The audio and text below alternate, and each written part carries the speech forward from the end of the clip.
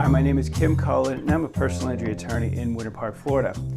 We represent a lot of people who have been knocked out of work as a result of their accidents. In each of these cases, it's our goal to collect what's called a loss of wage earning capacity claim from the at-fault party.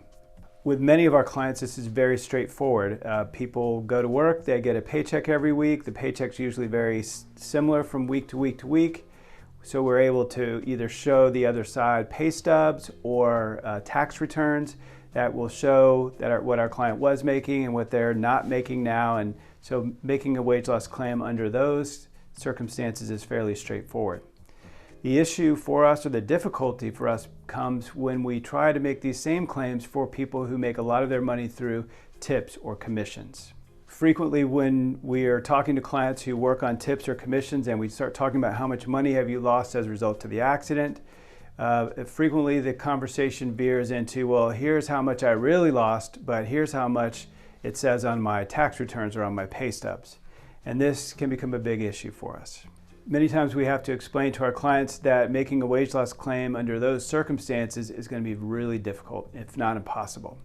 And the reason for that flows back to the ultimate finder of fact in these kinds of cases. So if a case cannot be settled, then the case may have to go to trial and it may have to be heard by a jury. And the issue with jurors is most jurors, almost all jurors, are good, solid tax-paying citizens. And what we found over doing this for 25 years is jurors don't appreciate it when people come into court and ask to be compensated for wage loss when the jurors find out that the people haven't been paying their taxes or haven't been paying their fair share of taxes. So it's very difficult for us to come in and say, hey, jury, our client was making $50,000 a year but was only reporting $25,000 a year, but you ought to award him or her $50,000 a year. Jurors tend to not like that at all. So in those kinds of cases, we're kind of limited to what our client actually reported as income.